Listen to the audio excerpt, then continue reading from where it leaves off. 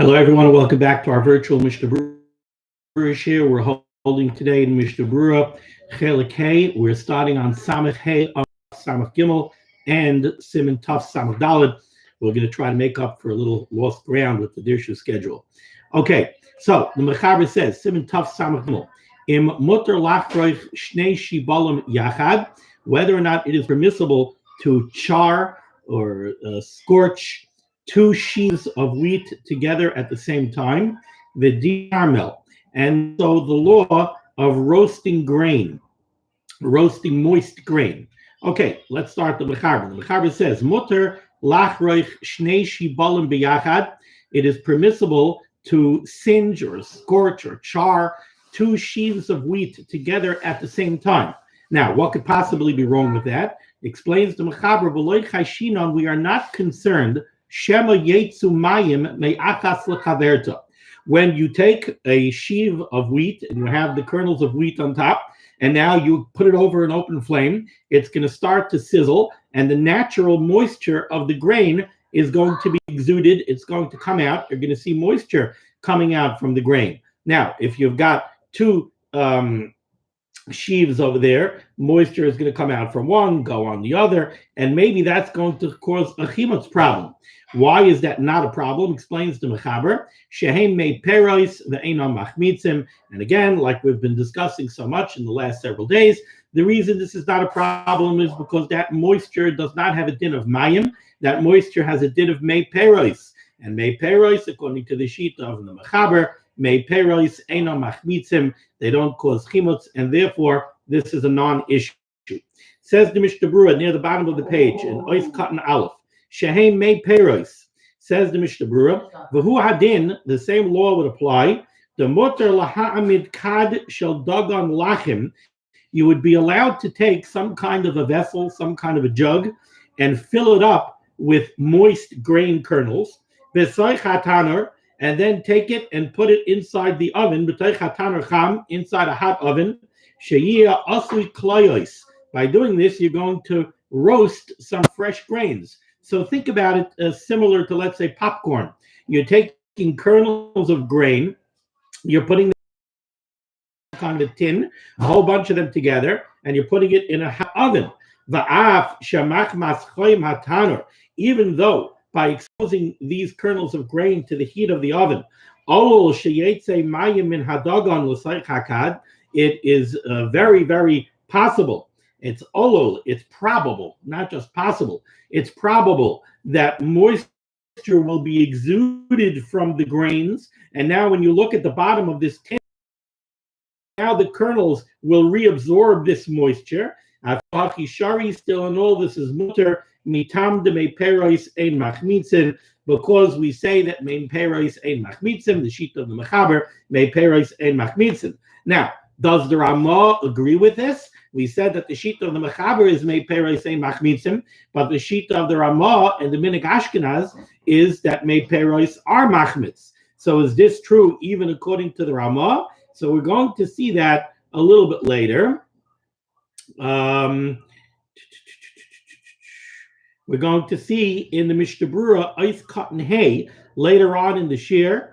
We're going to say that the Ramah would also agree that this is mutter.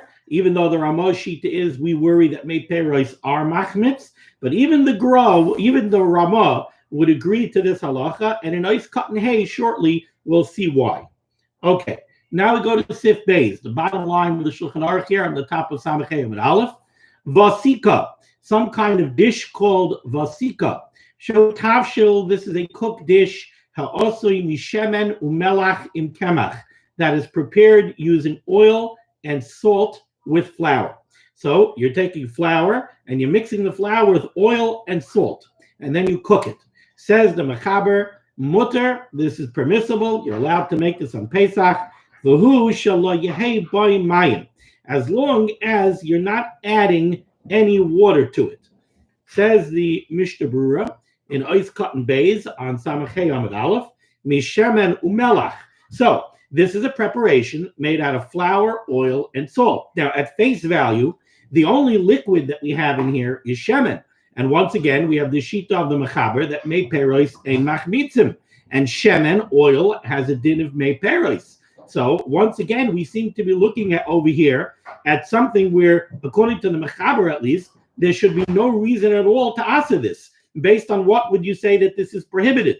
The only liquid that you have together with the flour is mei peros, is shemen, and according to the Mechaber, mei peros and machmitzin. So the Mishnah Berurah explains over here that there, according to what we learned yesterday, in the end of Siman463-464, not so quick. There is a potential problem over here. Says the Berurah in ice cotton bays, mishemen u'melach. This is prepared with flour, with oil and salt. The key over here, explains the Chavetz Chaim, is the salt. V'afal gav de melach shalanu machmitz. Even though our salt, what the Chavetz Chaim is calling our salt, which we explained yesterday, he's referring to sea salt, which is a tolda of mayim. It's generated from water. And we said yesterday that sea salt has an intrinsic moisture. And that moisture has the potential to cause chimutz. So over here it says the Chavetz Chaim, v'afal gav de melach shalanu machmitz, even though we say that our salt does have the potential to be machmitz, like we saw yesterday at the end of Siman463-464, yesh loymar. Over here, however, the salt is not problematic. Because in this preparation of the vasika, there's flour, there's oil, and there's a little bit of salt. So you're talking about a very samayim. Even though we said that the salt does have some kind of an intrinsic moisture, certainly when you look at salt, you don't see water. You don't see wetness. And therefore, says the Chavetz Chaim, there's two reasons over here why we could be mekel. Reason number one is we're talking about a very small amount of salt. We're not talking about a lot of salt. Yesterday in Siman463-464, where we worried about the salt, we were talking about a case where you found a kernel of wheat in a lot of salt. So there you have a tremendous amount of salt. You have one kernel of wheat. So yes, we said that the moisture of the salt could cause chimutz in the kernel of wheat. Over here, we're talking about a preparation of flour and oil with a tiny bit of salt, a minute amount of salt. So strike one against the salt is that we're talking about a very small amount of salt. And that amount of salt doesn't have much of a kayach of moisture in it to cause chimutz. And second of all, we have to realize we're not talking about water. We're talking about some sort of moisture that's contained in the salt. But it's nishtana tzurasai. It doesn't have the form of water. We're not talking about physical water. And therefore, says the Chavetz Chaim, ein boi kayach im hashemen. It doesn't have any kayach. It doesn't have the power when it's mixed with the oil to cause any kind of chimutz over here. We're certainly not going to look at this vasika as being a preparation of flour together with shemen, which is mei peros, and mayim, which would be problematic because of the small amount of intrinsic moisture in a very small, minute amount of salt. Or it's not a problem. Avo mayim gemurim. But if you would put actual water in this mixture, if you would make the vasika with flour and oil and water, chayshinan b'chol shehu, then even a drop of water would be a problem. Nami, and it's also possible that that if there would be a lot of salt, maybe it would also be a problem. Now, I want to point out over here, because I'm sure there are some quick-eyed people who are going to catch me out. The words over here in the Chavetz Chaim, literally translated, would be, it's also possible, if there was salt water, merubin, if there was a lot of salt water mixed in with this fasika, chayshinon, we would worry about chimutz. That can't be what the Chavetz Chaim means. And whenever I say something like this, I said before, I have a picture of the Chavetz Chaim up over here in my study. And I always look at that picture of the Chavetz Chaim and I get spooked because I'm saying what the Chavetz Chaim means. I look at that picture of the Chavetz Chaim. I can't come to the Chavetz Chaim's, the first molecule in his tiny toe. But it can't be that that's what the Chavetz Chaim means. The Chavetz Chaim doesn't mean literally salt water.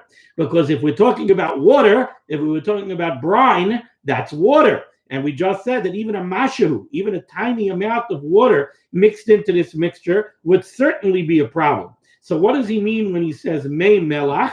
He means the water of the salt, this intrinsic moisture of salt that we've been speaking about. If there was a lot of it in the vasika mixture, because you put in a lot of salt, then we would have a concern. But over here, that's not the case. Over here, we're talking about the typical vasika, which is flour, oil, and a very minute amount of salt. So there's a very minute amount of this mei melach, and that's why the Mechaber says this is okay. Ice cut and gimel mutter. The Mechaber said this is permissible. To shemen have a mei peros vein machmitz, because essentially the only liquid in this vasika preparation is the shemen, is the oil, which is mei peros, and mei peros ein machmitzin. Now we turn the page to Samachay Amid Beis, where if you look at the top line in the Shulchan Aruch, the Mechaber had said, "V'hu shelo yehei by mayim." This is true that this vasika is permissible as long as it doesn't have added water to it. Says the Mishnah Berurah, nice cut and dalit, shelo yehei by mayim. Avol, however, i'ika by mayim, if it would have water, afilu kolshu, even a tiny drop of water, heavy kimei peros in mayim umachmitz. So now this would be a preparation of flour that's being prepared with mei peros and water, which we said is very problematic because it could even accelerate the chimus process. Even it could become chametz even in less than a shear mil, even in less than 18 minutes.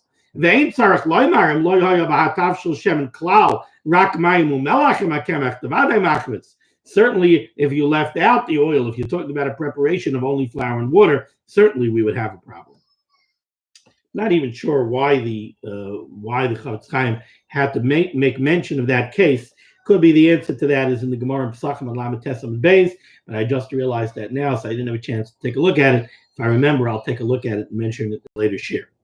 Okay, now let's go to the Ramah up here in the Shulchan Aruch on Samachay Amid Beis. So the Mechaber said that this vasika is mutter because this vasika is essentially a preparation of flour together with shemen, mei peros, and we don't worry about the moisture of the salt as long as there's no other water added to it. Now says the Ramah, Haga, Ula Didan, according to us, Minig Ashkenaz, Shenoi Hagin Lahachmir b'mei peros, who, as we've seen before, the Ramah Shita is that our minig is we are machmir, we rule stringently when it comes to mei peros, and we do worry that mei peros has the ability to be machmitz, and therefore we don't use any preparations of flour and mei peros. We don't eat egg matzah on Pesach unless it's for a zaken, an elderly person, or a chayla who is unable to eat any other kind of matzah. So then for the matzah for mitzvah, for sure, he'll eat the egg matzah.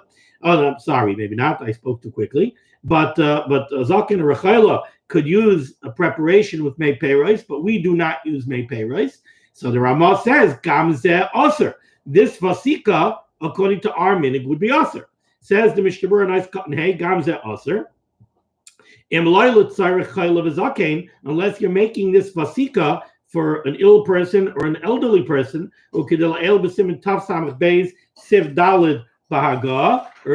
said in Siv Dalid in the Ramah, when he said we do not need a dough with mei peros, and he said unless it's for an elderly person or an ill individual, in that case we can knead with mei peros, and we have to be sure to bake it immediately not to give it any chance to become chametz. So that's why the Ramah says we would not use this vasika, because it's flour and mei peros, but we don't use flour and mei peros. The Kasva Achrayim, and this is the Mishnah Berurah that I was alluding to earlier in this year.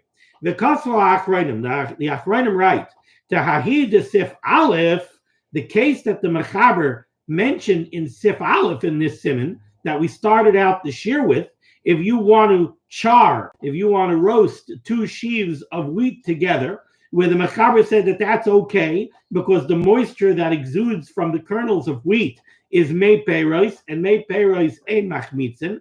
Is the Ramah chaylik on that as well? Does the Ramah say that that's also problematic because we're chayshish that mei peros are machmitz? So over here, the Achrayim write, Ta'ahid Sif Aleph, Gam la Ramah shari. The Ramah would be matir what we in this din of singeing the 2 sheaves of wheat together. He would agree with the Mechaber that's mutter. Why? The milsa deloish, you don't have to worry that the moisture is going to come out of one sheaf of wheat and go to the other one. And even if it does occur, the Ramah is maskim. The Ramah agrees to Mechaber meikar adin that mei peros are not machmitz. We are machmer. The Ramah says our minig is to be machmer because there are shittas who hold that it is. V'gam efsha. And it's also possible to have the machmirin b'mei peros. This chumrah of the Ramah that we're machmir b'mei peros. Hainu shaloi laisoix ma'aseh biyadayim la'arev mei peros imakemach. And this is a very critical Mishnah Berurah. This is a very critical thing, and I've made mention of this already in the past. We had a halacha earlier. We had a halacha on Samach Daled Amud Aleph in Siman Tov Samach Beis Sif Hey. We said over here a din. Sivav. We said over here a din. If you have a kernel of wheat that's found inside liquid, it's found inside honey or in wine or in vinegar. So the Mechaber said that honey and that wine and that vinegar is mutter as long as you didn't add in any additional water. Why? Because the wine, the honey, the vinegar all have a din of mei peros, and mei peros ain't machmitzin, and therefore we don't have to worry that this kernel of wheat that you find mixed into these liquids became chametz. Now the Ramah's not chaylik over there. The Ramah doesn't say that according to our minig we have to be machmir. He doesn't say that. Over here by the Vasika, over here the Ramah says we're chaylik. So how come the Ramah is chaylik over here and the Ramah wasn't chaylik over there? So here the Mishnah Berurah is explaining it. The Mishnah Berurah says over here, V'gam efsher, on near the end of Eis Katan Hey, V'gam efsher, it's also possible to have the machmirin b'mei peros, this chumrah that we have, according to the Ramah, that we're machmir and we concern ourselves with the shita that mei peros are machmitz. Hainu shaloi lasois ma'aseh biyadayim la'arev mei peros emakemach. That only applies to when you're actually going ahead and mixing flour with mei peros. We are machmer not to do that.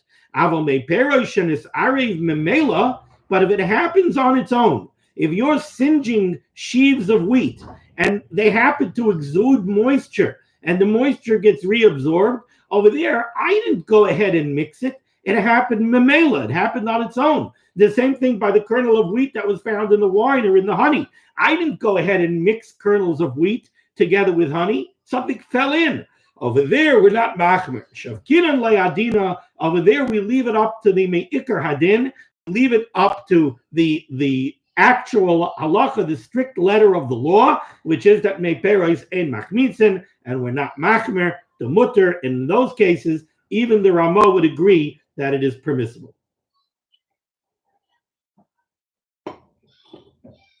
Now we go to Siv Gimel. Says the Mechaber, Carmel. If you have Carmel, what's Carmel? It's interesting. Those people are learning Daf Yomi. If you're learning Masechta Shabbos, so certainly in the beginning of Masechta Shabbos, when we were discussing the halachas of Haitzah, we have a rishus. One of the daled rishuyos of Shabbos is a Carmelis. A Carmelis is a rishus d'Rabbanan. We have a rishus harabim, what we loosely describe as a public domain. We have a rishus harabim, an area that's also lihiluch harabim, a wide boulevard, a wide street where many, many people travel. So that's a rishus harabim. That's a rishus d'araisa. The din of a rishus harabim is a biblical law. It's a din Torah.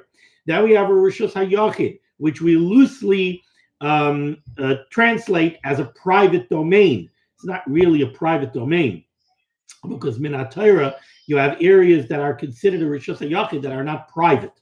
So your rishus hayachid is a private domain. Rishus hayachid is also a din d'araisa. Mi d'araisa, you're not allowed to transfer an object from a rishus hayachid to a rishus harabim, or a rishus harabim to a rishus hayachid. Then there's a din. Then there's a rishus d'Rabbanan. A rishus d'Rabbanan is what we call a Carmelis. So we have an area that's not really a rishus harabim. Let's say we have a big open field made for growing crops. That's not also lihiluch harabim. The rabbim, it's not a place that's made for the public, for the rabbim to travel in. So it's not really, it's min HaTorah, it's not a rishus harabim. So min HaTorah, it would be mutter to transfer something from that type of area to a rishus hayachid, to an area that's enclosed by fences. So if you had a big, huge open field, and then you had an area, a fenced-in yard, which is a rishus hayachid, min HaTorah, you'd be allowed to transfer an object from one to the other. But midrabanan, you're not allowed to, because the big open field is what's called a carmelis. Now, what is this word carmelis? It actually comes from this word carmel. The word carmel, car and mol. We say that it's a contraction. Car and mol, which in the beginning of the halachas of Hitzah, you know what, I'll pull it out here. If I'm quoting it already, I should get it right.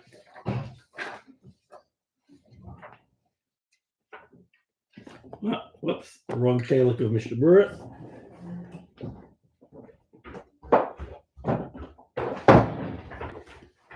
Okay.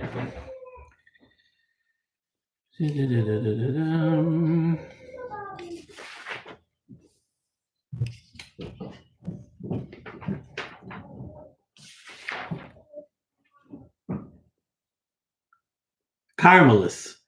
So the Ramah says in Siman Shin Mem Hey in Sif Aleph, the Ramah says Carmelis Pirush Rach Mol. It's Rach is soft and Mol is full.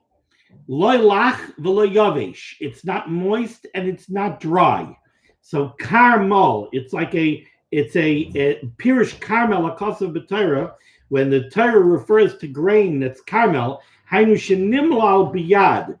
You could roll the grain between your fingers and it will break somewhat and the chaff will fall off. Ve'ener lach, it's not still moist as it was when you picked it. V'lo yavish legamri, it's also not dry. Ela keshemoila l'noisai biyad, when you roll it between your fingers, hu misrakech legamri, that softens it up. So when we talk about carmel, we're talking about a grain that's still fresh, it's still moist, it's not really dried out. So over here in the Mechaber says camel, this kind of grain, they would make toasted grain out of this to eat as a snack.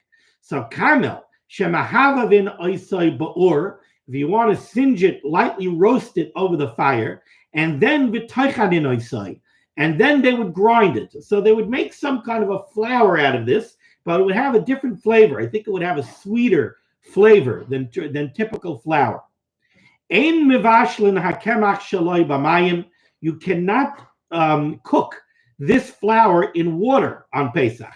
Shemaloi nikle ba'ur yafeh, because it's possible that this grain, when you toasted it, it didn't get well toasted. V'nimtza machmitz keshemavashlim oisai. And now when you expose it to water and cook it, it will become chametz. So just to understand what we're saying here, normally we say that once grain is fully baked, fully cooked, fully roasted, fully toasted, it can no longer become chametz. But this carmel, we're afraid that you did a light roasting to it, and therefore it didn't really become fully roasted, fully toasted. And now if you're going to grind it into flour and expose it to water, it's going to become chametz. Let's take a look at the Mishnah Berurah. The Mishnah Berurah says a nice cut and vav. Carmel shemahavavin. Ritzono loymar. What the Mechaber wants to say over here is, after hadagon shaloi kvar nikla ba'ur, even though this grain was already toasted by the fire, v'imkein hakemach shaloi hu ka'afoi, and therefore now when you grind it into flour, it really should have a din of baked flour because you made it out of toasted grain. The kaimel on the afoi einoi machmitz. And we rule that once something has been baked, it can no longer become chametz. Still, this is prohibited to do because we're afraid that the grain was not truly toasted, and therefore it still has the potential to become chametz. V'nimtza machmitz, and the Mechaber said now it will come out that when you go to cook it in water, it will become chametz. Says the Chavetz Chaim, v'im avru v'nosnu toich, if you did prepare this kind of flour out of this toasted grain, and now you put it into food, Aser Amaichel Bahana, this food is Aser Bahana, you're not allowed to derive any benefit from it on Pesach, V'Aser Lahashoisai, and you're not allowed to maintain it in your possession, like the din is of all chametz, Disfeika Daraisahu, because this is a suffix Daraisa. It may really be chametz min haTorah, and therefore you're not allowed to keep it in your possession. You have the suffix of being over by your by your matzeh, and you're also not allowed to derive any benefit of it because it's an issa daraisa to derive benefit from the chametz on Pesach. Ois cotton ches, it may become chametz kishem evashel when you cook it. Va'afilu akemach atzmai nikla batanur, and even if instead of toasting the grain, let's say what you did was you took the grain, you ground the grain into flour, and now you toasted the flour. So Chafetz Chaim is pointing out over here that in the first case where you toasted the grain and then ground the flour, maybe over there I could see more of an area of concern, because by toasting the grain, maybe the center of the kernels of grain didn't get toasted. And now when you grind it into flour, maybe I have untoasted flour. But how about if you ground it into flour and then you toasted it? Then I would think it's got to be thoroughly toasted. So says the Chafetz Chaim, even if you ground it into flour and you toasted the flour, still lo yavashlu b'mayim. Still you should not cook it in water. Shema lo nikla yafeh, because it's still possible that it was not well toasted. V'yaveh l'dei chimutz, and it will perhaps become chametz. However, the Chafetz Chaim continues and says, "V'yesh matirin levashel kemach hakoloi." There are those who are matir, who say it is mutter to go ahead and cook toasted flour, levisha chayma or shaylet b'yosem imasha shaylet ba'achitim, because the heat of the fire certainly it has more power over the toasted flour than over the toasted kernels, as we explained. And the consensus of many achronim, the Chayakim, the Mordechai, the Graz, is sheyesh lismach al divrayim b'di'eved, that in the case of b'di'eved, if it's post facto, if you already did this, if you already threw this toasted flour into a dish, then you could rely on these opinions b'di'eved. Shem avar v'asa mimenu tavshil. If you made a cooked dish out of this toasted flour, yesh la'tiroi bahana, you could be materit bahana, you could derive benefit from it, or you could keep it in your possession until after Pesach and eat it after Pesach, but you cannot eat it on Pesach. Matzah afuya. How about if you have baked matzah? And you find flour in it. You break open a matzah and you see actual flour, a clump of flour in the matzah. Also litna beroitev, you can't put it into something moist. Because that flour, we assume, was not baked properly. Because if you find unbaked flour inside the matzah, so the surface of the matzah on both sides, it was in the matzah. So it was surrounded by the matzah, it was not exposed to the fire. So that was not well baked. Vim nisana, and if you put this into a dish, that dish would be usher even bahana. You would not be allowed to derive benefit from it. Let's continue in the Shulchan Aruch over here. Where in my Mishnah Berurah, it's 2 lines off of the end of Siman Taf Samach Gimel. 1, 2, 3, 3 lines off the top of the page, in the middle of the line. V'chein, similarly, says the Mechaber. Now, what does this mean when you're moilel the new pots? What does that mean? The Ramah says, Pirush, in the parentheses here, the Ramah says this means that you're cooking a dish and you want to thicken it. So how do you thicken it? Normally, if it wasn't Pesach, you'd throw some flour in. But now you're not going to throw flour in, it's on Pesach. So therefore, the Mechaber says here,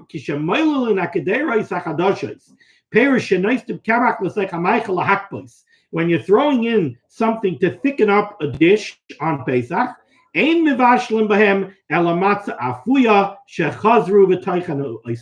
you should not use flour. What you should do is you should use matzah meal. You should take fully baked matzah, grind it up, make matzah meal, and that's what you should use. Now, if this is the understanding of the Mechaber here, why does the Mechaber make mention of new pots?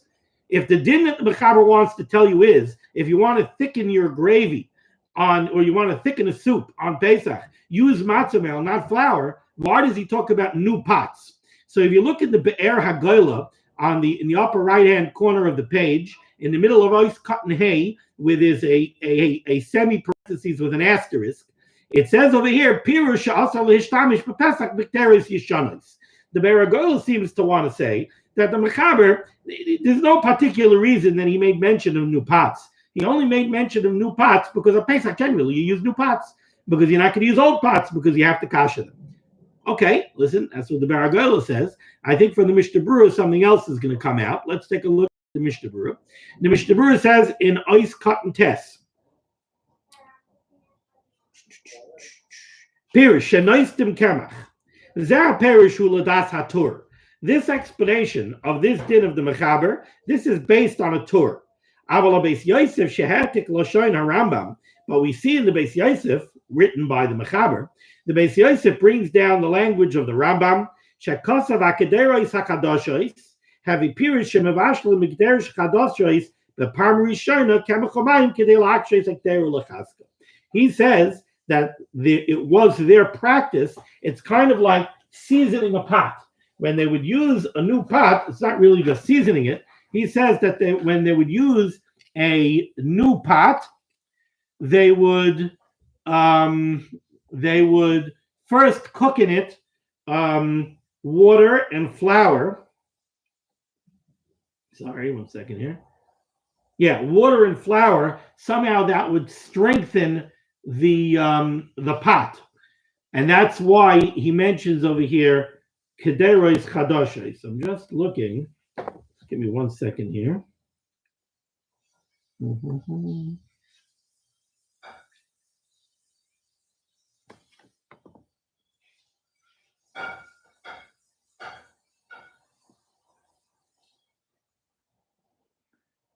Yeah, so the assumption over here that what the Mechaber is telling you is, if you want to thicken something, clearly he's talking about thickening a roitev, thickening some kind of a sauce or a gravy or a soup that has mayim in it. That's the problem over here. There's mayim, maybe there's mayim and mei peros, a combination of both, and therefore the Mechaber is telling you should only use matzah meal, you should not use flour, because to use flour would have certainly a risk of chimutz. Now we go to Siman Tav Samach Dalet. Tav Samach Dalet. Chardol shenes arev b'seich kemach. Mustard that has flour mixed into it. Uboy sif echad. And this entire siman is comprised of one sif. Says the Mechaber. Chardol, mustard. Oy sha'ar mine tibul, or some other sort of dip. Sheyesh b'hem mayim, that has water added to it. Ein noistim b'hem kemach. You should not add flour to it. If you add flour to it, you're creating a problem, because now you're going to have at least mei peros and mayim and kamach. That's going to be problematic. Let's take a look at the Mishnah Berurah's Cotton Aleph. Sha'ar mine tibul, other kinds of dips. Shemetabel behem habasar. These were condiments that you use to dip your meat in. So things haven't changed in a long time. The same way we have ketchup and mustard, they also had it. So if you have this mustard or another type of dip that you want to dip your meat in, v'yesh b'hem chometz, and it may have in it vinegar, ushar davar sheyesh lo kiyua, or other acidic, sharp ingredients, or regilin liten b'soichan kemach, and they were accustomed to thickening up these dips using some flour. Sha'kemach mischametz gamkein al yedei kiyua, and the kemach would also have a sharp taste because of the acidic and the sharp nature of these other ingredients. Ice cotton bays, we're talking about a preparation, sheyesh b'hem mayim, they have water in them. Di'i ein b'hem mayim klal. Let's take a look here. The Mechaber is saying that you should not do this. The Mechaber is saying you have this mustard, and it has, and you should not put flour in it.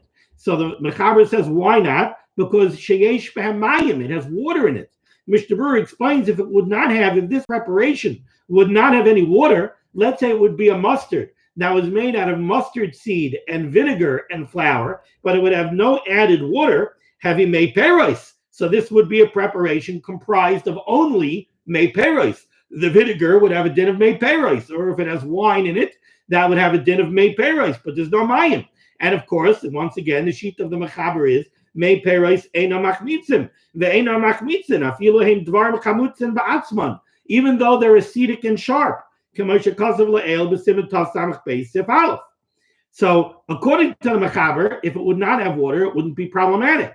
That's why the Mechaber, when he says his halacha here, and he says, do not put flour into this mustard preparation. It's talking about a case where it has water in it. Well, if according to our Ramah earlier in Siv Dalid in Tav Samach Beis, Da'anan machmirin b'mei peres levad gamkein, where our minig Ashkenaz is to be machmir and to worry that mei peres perhaps is machmitz. Afilu ein behen mayim klal, even if there wouldn't be any water in this preparation at all. Rak minei tibulim shenase mechaimitz yayin im kemach, if we would have a dip that's made only out of wine vinegar and spices, gam kein aser. According to our minig, that would also be aser, even though it's only mei peres. Doesn't matter. We're makbid on mei peres.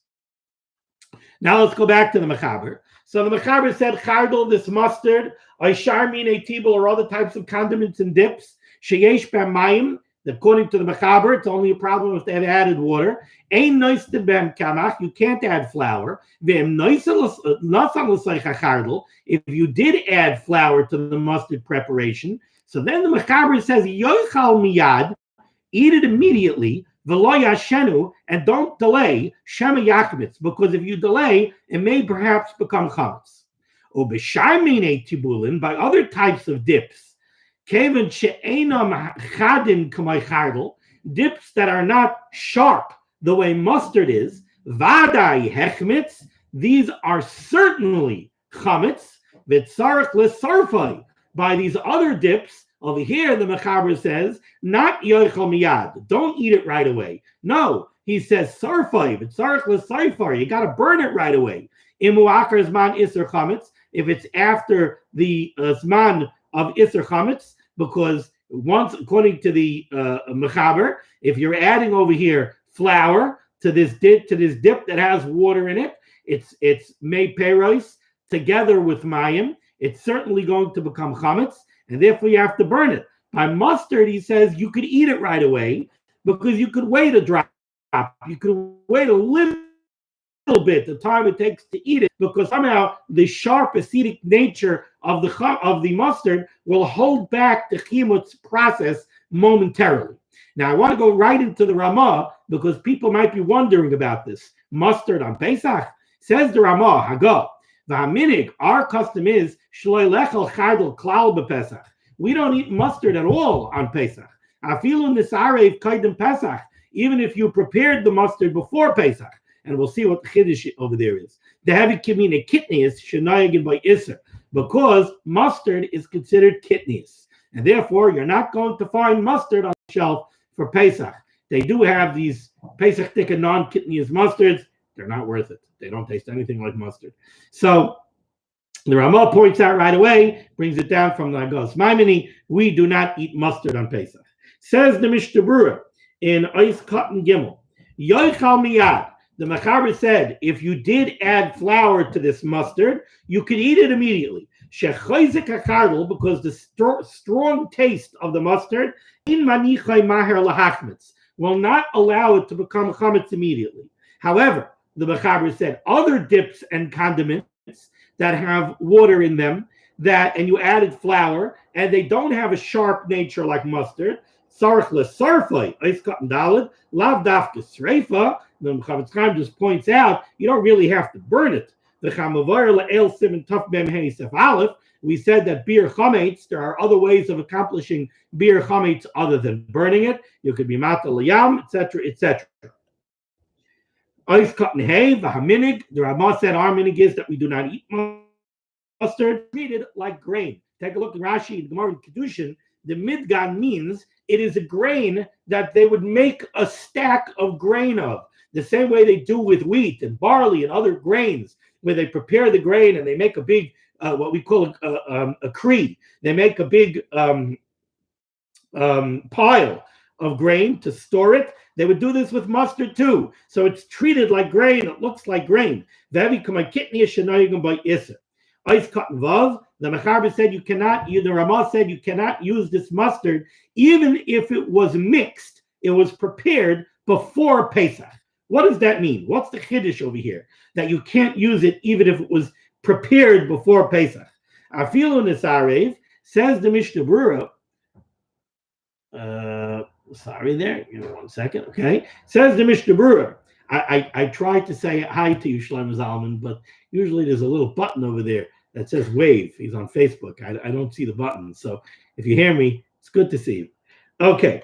Says the Chavetz Chaim, I feel in the Sarev, even if the mustard was mixed before Pesach, Ein Ritzonai Loimar Shenis Arev in Kemach. The Ramah does not mean even if the flour was mixed in to the preparation before Pesach. That's not what he means. The Bazep Shita the Aser, because that's obvious. What's the difference if adding the flour into the preparation is a chametz problem? What do I care if it was added in before Pesach or it was added in on Pesach? If it was added in before Pesach, it's still chametz. What's the difference? What the Raman wants to say here is Denis Arev im Yayin. He just means if the mustard was prepared before Pesach, meaning you ground the mustard seed and you put in the wine, right? Our Dijon mustard has wine in it. That was a key ingredient in mustard. So if you added in the wine already, you prepared the mustard dip before Pesach.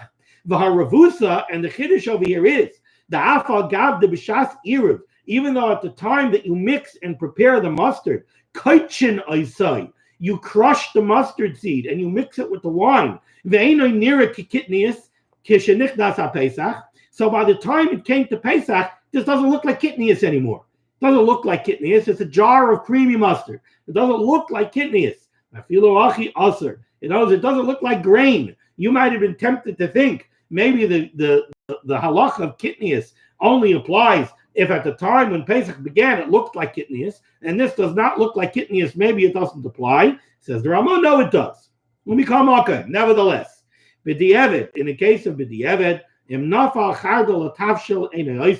a little mustard, which is kitnius, fell into a dish, we're not going to aser it. That's the halacha that we saw earlier, that kitnius, if it falls into something, doesn't aser it. And certainly you could hold on to mustard, you could retain it in your possession until after Pesach, kevin shehu b'li kemach, so long as it doesn't have flour in it.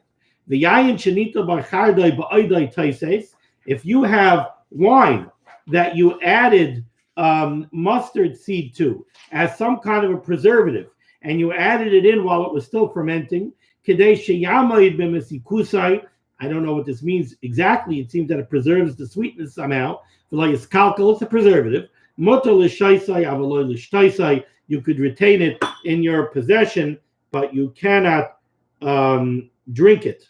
In the Dirshu, in footnote number 6, he says over here, we said that if some of this kitnius mustard falls in to a dish on Pesach, he says it's not going to aser it. The chein kasav Ramah le'el. This is what the Ramah taught us earlier. Siman taf nun gimel sif aleph.